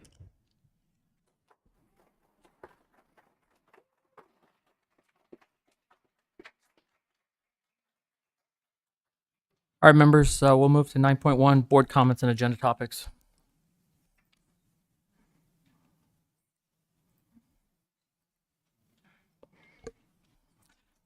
Board comment, I guess. I would like to look into that as well for the next year, just to see what the options are for staff that would be wanting to participate in the county fair for the 4-H. I know those kids put a lot of work into that. My own kids have been involved in it. They do a heck of a job, and I know that their teachers are very supportive of them. So just seeing what we could do for them would be a... Mr. President, I would support that as well. Just a point of fact, historically in Arizona, we used to take the opening day of the Maricopa County Fair off. It was a recognized day off for students in Phoenix. So that's not an unusual request. Members, any other comments or agenda topic requests? All right, hearing none, I would also like to explore the opportunity for the future. We do a lot of things for our signature programs. The ag program is unique, being that most of their events are off-site, and the county fair is literally the Super Bowl or World Series of what the ag program does. So I think it does behoove exploring for the future. We'll ask staff if you can come up with a plan, and we have, I believe we've set the calendar for next year, but I think it could be amended if there's a workable option for that. All right. If there's no other board comments or discussions, we'll move to our upcoming board meetings. We've got one on April 29th, May 13th. The June 10th meeting has been canceled in lieu of the Tucson ASA conference. And then we have one June 24th as a regular board meeting.